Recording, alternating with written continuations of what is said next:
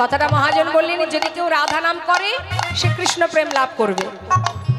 তার মানে বুঝতে পারছেন মা কি বলতে চাইছে? আশ্রয়কে ঠিকঠাক আশ্রয় করো, বিষয়ের জন্য চিন্তা করতে হবে না। আশ্রয় ঠিকঠাক হলেই বিষয় পেয়ে যাবে। মানে একটার সঙ্গে একটা ফ্রি। মানে বাজারে যেমন কলগেট কিনতে গেলে কলগেটের সঙ্গে একটা জিনিস পাই না আমরা, কি পাই? ব্রাশ। বাজারে গিয়ে কি আমরা বলি একটা ব্রাশ দিন? দরকার হয় না, কলগেট কিনলেই ব্রাশ ফ্রি। ঠিক তদ্রূপ আশ্রয় যদি ঠিকঠাক করতে পারো, আশ্রয়ের সাথে সাথে তুমি অনায়াসে বিষয় পাবে। কেমন? মহাজন বললেন, রাধা রাধা গাবে প্রেম পদার্থ পাবে, রাধা রাধা গায়ে যে প্রেম পদার্থ পাবে, वो है जाए वो है जाए बेड़ा पार, जो पेजा राधे राधे बक हो जाए मेरा पार, जो पेजा राधे राधे वृंदावन धाम पार, जो पेजा राधे राधे भोजे जा राधे राधे, जो पेजा राधे राधे। बोलिए प्रेम से राधा रानी की। সবাই হাত তুলবেন যদি বৃন্দাবনে যেতে চান। বলিए राधा रानी की, বৃন্দাবন ধাম की, बांके बिहारी लाल की। राधे श्याम राधे राधे राधे। খুব সুন্দর। এবারে আমরা একটু জানবো মা, শান্ত হয়ে আপনারা বসুন। খুব সুন্দর কিছু কথা আমাদের জানতে হবে। ভগবান প্রভাসের তীরে যজ্ঞ করেছিলেন, প্রভাস নদীর তীরে। তা প্রভাস নদী, আস্তে আস্তে আস্তে, প্রভাস নদীর তীরে কেন গোবিন্দ যজ্ঞ করলেন কারণটা একটু জানবো। কেমন? তা শুনুন। এই প্রভাস নদীটা হচ্ছে মা গুজরাটে, হ্যাঁ, যেখানে একটি জায়গা আছে যার নাম হলো সৌমতীর্থ। ওখানে একটি দেবাদিদেব মহাদেবের বিগ্রহ সেবা হয় যার নাম হচ্ছে সোমনাথ। এই সোমনাথের নাম অনুসারে সেই স্থানটির নাম সৌমতীর্থ। ওই সৌমতীর্থে একটা নদী আছে যার নাম প্রভাস। এখন এই প্রভাস নদীর নামটি, যে প্রভাস নামটা, এটা কে দিল? চন্দ্রদেব। হরে কৃষ্ণ। চন্দ্রদেব কিভাবে দিল শুনুন। চন্দ্রদেব গুরুপত্নীর প্রতি আকৃষ্ট হয়েছিলেন। তার 27 জন স্ত্রী থাকা সত্ত্বেও সে যখন গুরুপত্নীর প্রতি আকৃষ্ট হন, গুরু বৃহস্পতি তাকে অভিশাপ দেন। কি অভিশাপ? যে তোমার এক একটি করে কলা ক্ষয় হতে হতে, এই যে তুমি 16 কলা, তোমার এক একটি কলা ক্ষয় হতে হতে একদিন তুমি পুরো শেষ হয়ে যাবে। এখন গুরুর অভিশাপ কখনো মিথ্যা হয় না মা।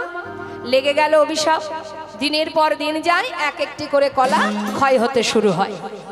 আকাশে দেখেছেন তো, হ্যাঁ, যে এক এক দিনে একটু একটু করে চাঁদের ক্ষয় হয়, গুরুর অভিশাপ। তা বাবা যখন কলা একটা একটা করে ক্ষয় হচ্ছে মা, আর এক কলা বেঁচে আছে, ঠিক সেই সময় তার 27 জন স্ত্রী দল বেঁধে গেলেন দেবাদিদেব মহাদেবের কাছে। ভোলানাথ কৈলাসে বসে ধ্যানে মগ্ন, সেখানে গিয়ে হাজির 27 জন। সম্পর্কে কি হয় জানেন? মা পার্বতী হচ্ছে এই যে 27 জন রমণী, 27টি নারীর, 27টি রমণীর সম্পর্কে দিদি হন। তাহলে ভোলানাথ কি হবে? জামাই বাবু। এখন কৈলাসে নিরজনে বসে ধ্যানে মগ্ন ভোলানাথ, সেইখানে 27 জন শালী গিয়ে উপস্থিত, চিৎকার করে ডাকছে, জামাই বাবু, ও জামাই বাবু, ও জামাই বাবু। ভোলানাথ মনে মনে চিন্তা করছে, ভেবেছিলাম এই কৈলাস পর্বতে নিরজনে বসে মনের সুখে ধ্যান তপস্যা করব, এখানেও শান্তি নেই। হ্যাঁ, কারা আবার আমাকে জামাইবাবু বলে ডাকছে? বলি হলো কি, নিশ্চয়ই শালীরা এসেছে। কি হয়েছে? সবাই এসে তার সম্মুখে বসেছে, বিপদে পড়েছে। ভোলানাথ বলছে, সে তো আমি জানি, বিপদে পড়েই এসেছো, তা কি সমস্যা বলো। বিপদে পড়ে বলছে, জামাইবাবু রক্ষা করো।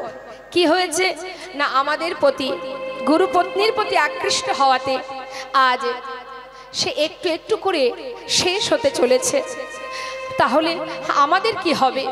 স্বামী যদি মারা যায় আমরা কোথায় যাব? কে আমাদের রক্ষা করবে?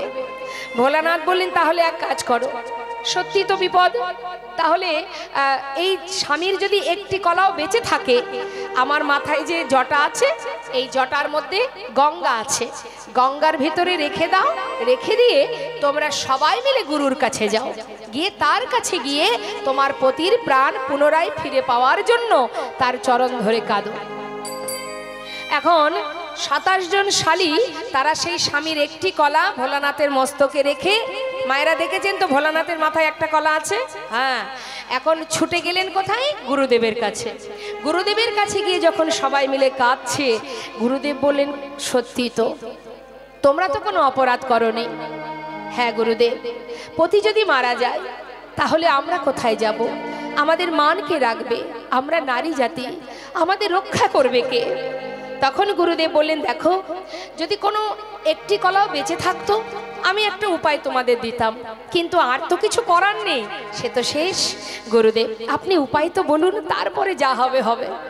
বলছে যদি একটি কলাও বেঁচে থাকে তাহলে সেই একটি কলা ওই সৌমতীর্থে যে নদী আছে ওখানে স্নান করালে তাহলে সে পুনরায় আবার পুণ্যজ্যোতি ফিরে পাবে। এই কথা শোনা মাত্রই ভোলানাথের মস্তক থেকে সেই একটি কলা নিয়ে যখন সেই নদীতে স্নান করালো, সঙ্গে সঙ্গে চন্দ্রদেব আবার পুণ্যজ্যোতি ফিরে পায়। মা এই যেই না পুণ্যজ্যোতি ফিরে পেল, সঙ্গে সঙ্গে চন্দ্রদেব আশীর্বাদ স্বরূপ বললেন ওরে তোর কারণে আজ আমি পুণ্যজ্যোতি ফিরে পেয়েছি, তাই আজ আমি তোকে আশীর্বাদ করলাম, তোকে নাম দিলাম প্রভাস, প্রভা যুক্ত আস, পুনরায় আবার আমি নিজেকে ফিরে পেয়েছি, আমার জ্যোতি ফিরে পেয়েছি, তাই তোর নাম দিলাম প্রভাস। কিন্তু এই প্রভাস নদী আবার এক মুনির কাছ থেকে অভিশপ্ত হয়েছিলেন। মা কিভাবে? মুনিপুত্র যার নাম চিত্রঙ্গদা, সে গিয়েছিল তৃষ্ণা নিবারণ করতে। তৃষ্ণা নিবারণ করতে যখন জলে নামে, ওই জলের মধ্যে ছিল একটা কুমির, সে সেই সন্তানকে তার চপাটা ধরে জলের ভিতরে নিয়ে গিয়ে তাকে খেয়ে ফেলে। আর এই খবর অন্যান্য মুনিপুত্ররা যখন মুনিবরের কাছে গিয়ে জানালেন, মুনিবর এসে সেই প্রভাসকে বললেন, সেই নদীটাকে বললেন তোর এত বড় সাহস, আমার পুত্র সে এসেছিল তৃষ্ণা নিবারণে, তুই আমার সন্তানকে প্রাণে মেরেছিস, আমি তোকে অভিশাপ দেব, আমি তোকে অভিশাপ দেব, তোর বক্ষের জল শুকিয়ে যাবে, তোর প্রখর রৌদ্রে কুকুর বিড়াল পশু পাখি তোর বক্ষের উপর দিয়ে হেঁটে যাবে, মলমূত্র ত্যাগ করবে, সবাই তোকে ঘৃণা করবে। তখন স্বয়ং প্রভাস নিজে মূর্তি ধারণ করে করজোড়ে বলেছিল, মণিবর আমাকে অভিশাপ দেবেন না, আমি তো কোনো অপরাধ করিনি। মণিবর আমার পক্ষে যে কুমির বাস করে সে তোমার সন্তানকে প্রাণে মেরেছে, তুমি আমাকে অভিশাপ থেকে মুক্তি দাও। তখন সেই মুনি বললেন কথাটা তো ঠিকই, তোর তো কোনো দোষ নেই, কিন্তু অভিশাপ যখন দিয়েছি অভিশাপ তো লাগবেই। বেশ, তাহলে আমি আশীর্বাদও করে যাচ্ছি, যেদিন তোর বক্ষ থেকে জল নিয়ে অনাদিরাদি গোবিন্দ রাধারানীর চরণ ধৌত করবে সেই দিনে তুই উদ্ধার হবে। তাই মা সেই প্রভাসকে অভিশাপ থেকে উদ্ধার করবার জন্যই কিন্তু ভগবান কৃষ্ণ প্রভাস নদীর তীরে এই যজ্ঞ করেছিলেন। শুধু এটাই কারণ ছিল না, আরো কারণ আছে মা। আমরা চলে যাব একটু মহাভারতে, হ্যাঁ একটু মন দেবেন। মহাভারতে কুরুক্ষেত্রের যুদ্ধের পর হস্তিনাপুরের রাজা হন ধর্মরাজ যুধিষ্ঠির। রাজা হবার পর ভগবান কৃষ্ণচন্দ্র রথে বসে পিসিমাকে ডাকছে, কুন্তি পিসিমাকে, পিসিমা এদিকে এসো। পিসিমা সারা জীবন কষ্ট করেছ, অনেক কষ্ট করেছ পিসিমা, জীবনের হাজার কষ্টের পর আজ তুমি রাজমাতা হয়েছ, তোমার সন্তান সে মস্ত বড় রাজা, হস্তিনাপুরের রাজা। পিসিমা জীবনের সমস্ত দুঃখ তোমার আর নেই, দূর হয়ে গেছে। তো পিসিমা এবার আমি যাই, আমাকে বিদায় দাও। কুন্তি পিসিমা পাশে দাঁড়িয়ে ভাবছে, মা কৃষ্ণ যখনই আমাকে ছেড়ে ঘরে যেত আমাকে বলতো আমি আসি। আসি কথার অর্থ কি? বাড়ি থেকে কোনো ব্যক্তি পথে নামার সময় যদি বলে যাই, দেখবেন গুরুজনরা বারণ করে, এই যাই বলিস না, বল আসি। তার মানে কি, আসি মানে সে আবার আসবে। কিন্তু আজ যাই কথাটা শুনে কুন্তী পিসিমা মনে মনে ভাবছে, কৃষ্ণ তো কোনোদিন এমন কথা বলে না, তবে আজ কেন বলল আমি যাই? তবে কি আজ চলে গেলে আর আসবে না? পিসিমা, যাবার আগে আমি তোমায় দুটি বর দিয়ে যাব, তুমি আমার কাছে বর চেয়ে নাও। বলো কি চাও? কুন্তী পিসিমা মনে মনে ভাবছে, কৃষ্ণ চলে যদি তুমি যাও, তোমাকে ধরার ক্ষমতা তো আমার নেই, তবে বর যদি দিতেই চাও। জিজ্ঞাসা করছে, কৃষ্ণ বলো পিসিমা, তুমি যাওয়ার আগে আমায় বর দেবে? হ্যাঁ, বলো তুমি কি বর নেবে? আচ্ছা কৃষ্ণ, যদি তুমি বরই দিতে চাও, আজ আমি যা চাইবো তুমি তাই দেবে তো? দেব, যা চাইবে আমি তাই দেব পিসিমা। বলো তুমি কি নেবে? কৃষ্ণ, এতদিন আমার দুঃখ কষ্ট ছিল, তাই তুমি আমার সঙ্গে ছিলে, আমার 5 পুত্রের সাথে বন্ধুর মতো ছিলে। আজ সমস্ত দুঃখের অবসান ঘটে গেছে, তাই তুমি চলে যাচ্ছ। কৃষ্ণ, তবে যাওয়ার আগে যদি তুমি বর দিতেই চাও, এই বরে দিয়ে যাও। এই সোনার সিংহাসনে পরিত্যাগ করে আর যে কটা দিন এই ধরাতে আমি বেঁচে থাকবো, জগতে আর যত দুঃখ কষ্ট যন্ত্রণা বেদনা আছে, সবটুকু তুমি আমায় দিয়ে যাও। এক মুহূর্তের জন্য তুমি আমায় সুখ দিও না কৃষ্ণ। যে সুখ পেলে কৃষ্ণ হারা হতে হয়, আমি তো সে সুখ চাই না। পাশে দাঁড়িয়ে আছে ভীম। ভীম বলছে, মা সারা জীবন আমরা কষ্ট করলাম, কত কষ্ট পেয়েছি আমরা, সবে মাত্র দাদা রাজা হলো, একটু সুখের নাগাল পেলাম, তোমার কি কষ্ট পেয়ে স্বাদ মেটেনি মা? তুমি আবার কেন দুঃখ চাইছো? মা বললেন, ওরে ভীম, এতদিন দুঃখ ছিল বলে কৃষ্ণ সহায় ছিল, আজ সুখের নাগাল পেতে না পেতেই কৃষ্ণ আমাদের ছেড়ে চলে যাচ্ছে। বাবা বল, ওই সোনার সিংহাসনে বসে চিরতরে কৃষ্ণ হারা হওয়া, নাকি কৃষ্ণকে সাথে করে সারা জীবন জঙ্গলে থাকা ভালো? আমি সে সুখ চাই না যে সুখের মধ্যে কৃষ্ণ নেই। আমি চাই না যুধিষ্ঠির, নেমে আয় বাবা, ওই সিংহাসনে বসলে চিরতরে কৃষ্ণ তোদের ছেড়ে চলে যাবে। এত বড় ত্যাগ দেখে ভগবান রথ থেকে নেমে এলেন, পিসিমাকে জড়িয়ে ধরে বললেন, পিসিমা তুমি আমাকে এত ভালোবাসো, আমার জন্য রাজ সিংহাসন ত্যাগ করতে চাও?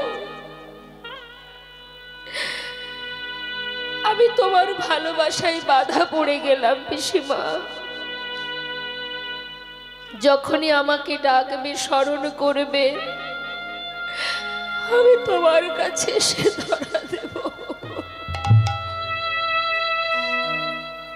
পিসিমাকে সান্ত্বনা দেওয়ার পর ভগবান রথে উঠে যখন চলে যাচ্ছে,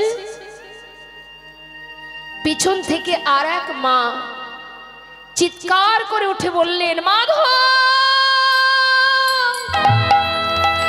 মাধব মাধব, একটু দাঁড়াও মাধব। তাকিয়ে দেখো আমার দিকে, একটিবার পিছন ফিরে চেয়ে দেখো আমি কে, চিনতে পারছো? ভালো করে চেয়ে দেখো, আমি সেই মা, 1 নয় 2 নয়, শতপুত্র হারা জননী অভাগিনী গান্ধারী আমি। আজ আমি সন্তান হারা হয়েছি, আজ আমি সর্বহারা হয়েছি, একমাত্র একমাত্র তোমার জন্য। তুমি না চাইলে আজ আমি এমন সন্তান হারা কাঙালিনী হতাম না। তুমি না চাইলে এই যুদ্ধ হতো না। তুমি করেছো, তোমার জন্য আজ আমি সর্বহারা হয়েছি। তাই আজ আমি সুবল কন্যা, আমি তোমায় অভিশাপ দেব। তুমি যেমন আমার কুরুবংশ ধ্বংস করেছো, তোমার যদুবংশ ধ্বংস হয়ে যাবে, একটা সন্তান বেঁচে থাকবে না। আরো বলি শোনো, তোমারও মৃত্যু হবে, তোমার মৃত্যু হবে এক ব্যাধের হাতে। এই আমি তোমায় অভিশাপ দিলাম। সমস্ত রাত সবাই যারা ছিলেন মা, সবাই এসে মাতা গান্ধারীকে জড়িয়ে ধরে বললেন, এমন অভিশাপ দিও না মা, ফিরিয়ে নাও। ভগবান রথ থেকে নেমে এসে বললেন, তোমরা সবাই শান্ত হও, মাকে বলতে দাও, তাকে বাধা দিও না। কেন জানো, কুরুক্ষেত্রের যুদ্ধে জয়ের আনন্দ যেমন আমি পেয়েছি, তেমন পরাজয়ের যন্ত্রণাও আমি পেয়েছি। সকল মায়ের আশীর্বাদ যেমন আমি পেয়েছি, তেমন সকল মায়ের অভিশাপ আমি মাথায় নিতে চাই।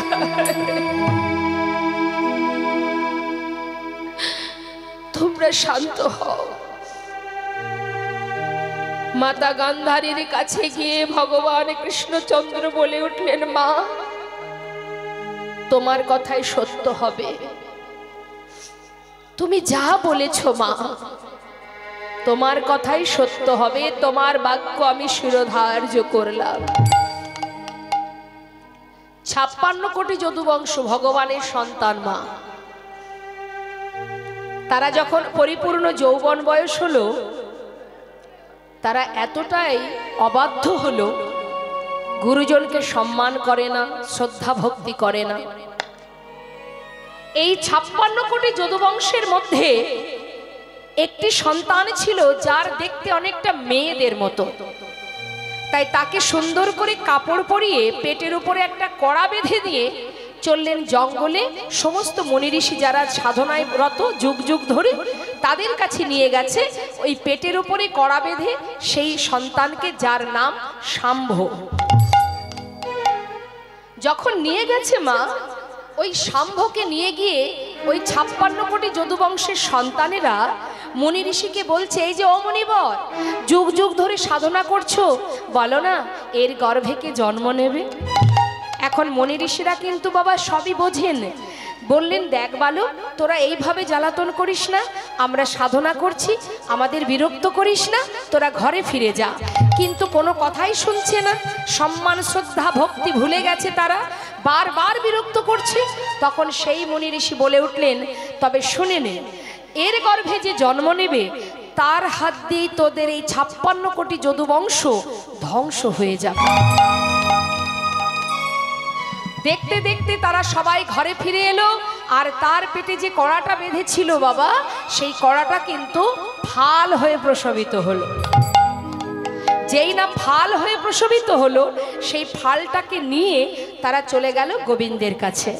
ভগবান বললেন, এই ফালটা নিয়ে ওই প্রভাস নদীর তীরে ধারে যে পাথর আছে, ওই পাথরে এটাকে ঘষে ঘষে শেষ করে দাও।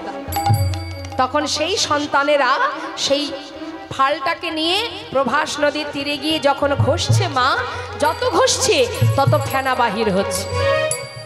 আর এই ফেনাগুলো নদীর ধার দিয়ে যাচ্ছে, আর নদীর ধার বরাবর যত যাচ্ছে তত নল খাগড়ার গাছ জন্ম নিচ্ছে।